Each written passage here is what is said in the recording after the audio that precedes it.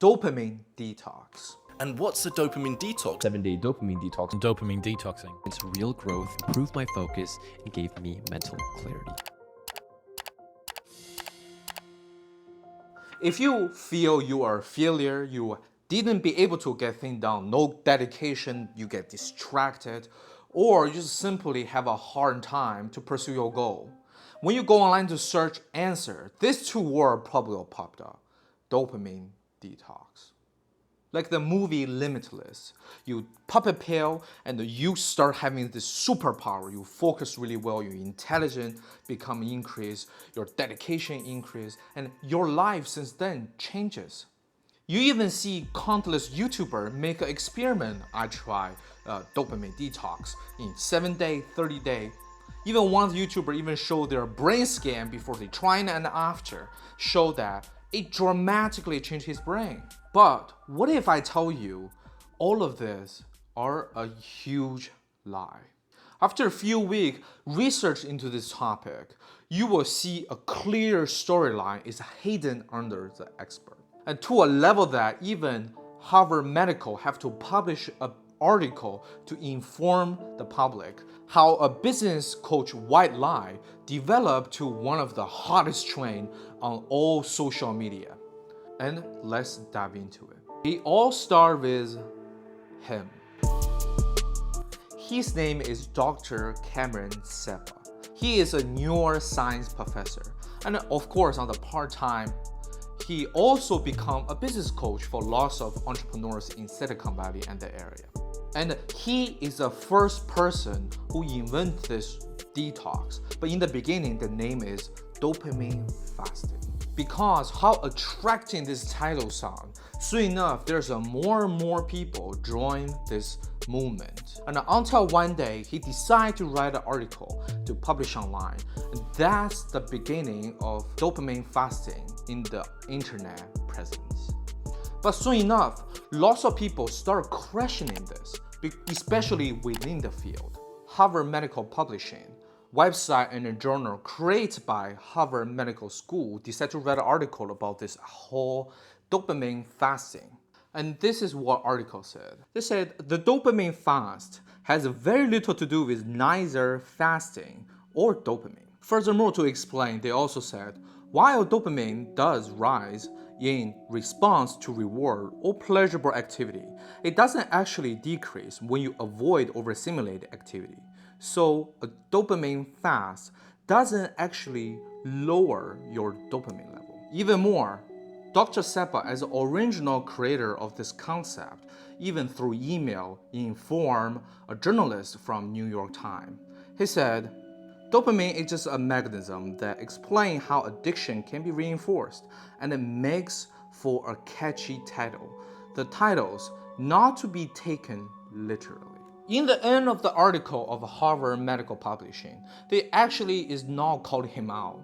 This article basically concludes Dr. Seppa's approach is a mindful practice. 1 hour before bed, do not use your phone. 1 day of the week, you go outside to take a walk and take some vacation yearly. It's basically tell you to live a mindful life and do not go on your phone before bed. It's some really good habits. But with a catchy title, it doesn't really matter with dopamine. In fact, those mindfulness practice, it's been existing for ages old. Even some old religion from thousands of years ago are promoting this mindful practice. Since the creator of the concept even come out and say, oh, this is not what it is, plus there's a loss of voice within the professional field are questioning this approach, I thought this is the end of the trend of dopamine fasting. But yet, the story just started. First time I encountered with dopamine detox is actually on YouTube. This video titled How I Tricked My Brain to Like Doing Hard Thing, Dopamine Detox. Until today, it already received about 25 million views.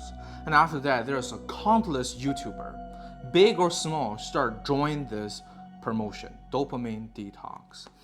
Of course, none of the YouTubers claim they're expert, and the reason why they have so much courage and sure believe this is working is actually because one of the biggest neuroscientists on the whole YouTube, Andrew Huberman. He is the guy who backing up this idea. He even make an hour-long podcast to talk about how it does, why it works, what's the reason behind it. Want you to look into deeper, what is the research paper he's citing? Does it really fit?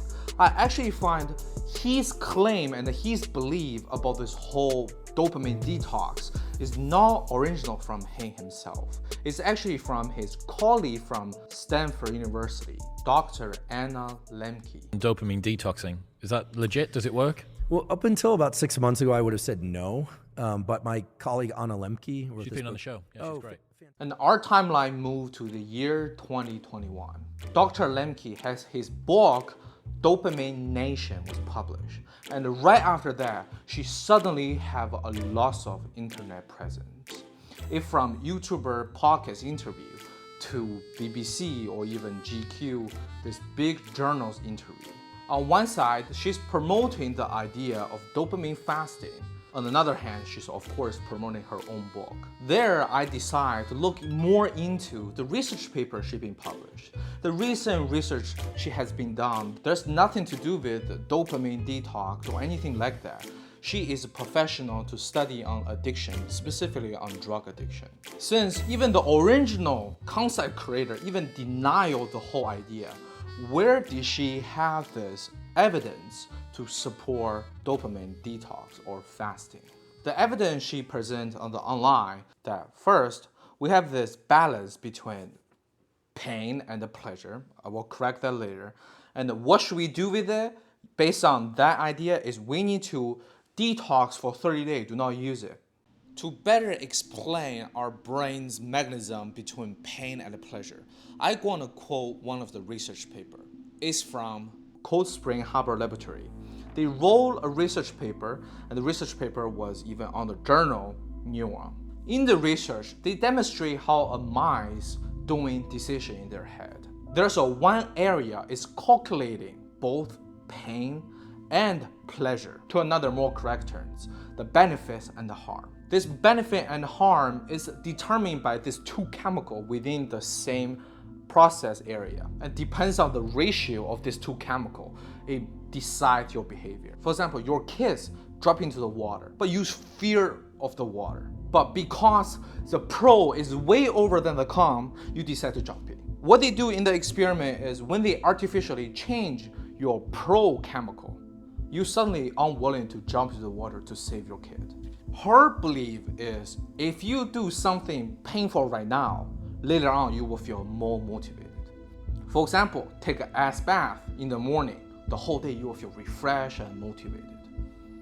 But I don't really see the research evidence and her opinion is aligned. In the research, they talk about the decision mechanism of one behavior, but she's talking about one behavior causes benefit for the later on. Plus, she even called when we have a high dopamine is pleasure, when we have a low dopamine, we feel pain. But in reality, is absolutely misuse of word. For example, you walk on the street, you see a really cute guy, and because your human nature reproduction system's calling, you have a high dopamine, you want to approach that guy. But if you walking on the street, you saw a mediocre, normal-looking dude that don't spark a dopamine in your head, make you want to reproduce, it don't really give you pain. You walk around, you look at people looking normal, you're like, this is disgusting. It make me feel so painful. The claim that we feeling pleasure or pain is not equal to dopamine. We have this claim since 20 years ago, but people still misunderstood this claim until today. And let's look at her approach to solve it. Her suggestion is, do not use your phone for 30 days, do not play video game for 30 days, do not do this for 30 days. The reason why she's suggesting this method, do not do certain thing for 30 days, is because there is a lot of research talking about the cocaine effect of your brain and how can you recover from cocaine. It's like every time you have a desire to do a certain thing, and there is a button, you press really fast when you really want it. What cocaine do into your brain is they basically press down the button for 5 to 90 minutes without lifting up. when they finally lift it up, the chemical is gone. What happens is the sensitivity of the button decrease. Normally you can press 20 times. With the same power, you can only press 10 times now. And everything else feels really boring. But the answer just hidden in the word I just said. Dopamine that generated from your phone and food or chocolates is digestible. It don't really decrease the sensitivity of the buttons. And in the article that I mentioned earlier, in Harvard Medical Publishing, even mentioned the same thing. And this is what it says. People are viewing dopamine as if it was heroin or cocaine and are fasting in the sense of giving themselves a tolerant break so that the pleasure of whatever they are depriving themselves of, food, sex, human contact, will be more intense or vivid when consumed again. Believing that depleted dopamine stores will have replenished themselves. Sadly, it doesn't work that way at all. The most interesting part is the New York Times, when they try to discover the topic of phone addiction, they invite both Dr. Limke and another doctor, Dr. Alter, having a discussion. As usual, Dr. Limke is talking about how addiction of phone is so bad we need to detox. But Dr. Alter basically say, I don't think so. I don't think phone usage is addiction. Even more, within the article, the New York Times even mentioned that phone or screen overuse isn't officially recognized as addiction. In the American Psychiatric Association's official manual of mental disorder, both Dr. Alter and Dr. Limke agree on that there is really a lot of disagreement within the health community about this. And of course, I'm not the professional doctor. I just try to look into the nuances and to show you guys what is the brutal truth. And this is my finding on the opposite argument of hers. Of course, I want this serve as a peer review, and you guys probably have your own idea. Did she just try to take the trend, or this is actually true? The reason why I started making this video because I saw one of the YouTubers. I'm not gonna specifically announce the name because I don't want to start anything. This is basically what has been said. I'm a productivity YouTuber and this is my approach. And when you see you utilize my approach, it don't work on you, you probably have ADD or ADHD for adults. I agree that there's a lot of hidden people who may have ADHD or ADD. And I also agree that probably this YouTuber just tried to raise some awareness. But the parts that make me so disagree and look into this topic is actually when the sentence that my approach don't work means you have ADD. That just don't sound well to me. Maybe your approach are wrong. Maybe your idea are wrong. Maybe people just want some clicks, some sell on the blog, some business coach opinion that it sounds drastically different than the rest. And today's video is my result of my own critical thinking. And I hope you will have a critical mind also. This is all for today's video. My name is Paul. I see you next time. Bye.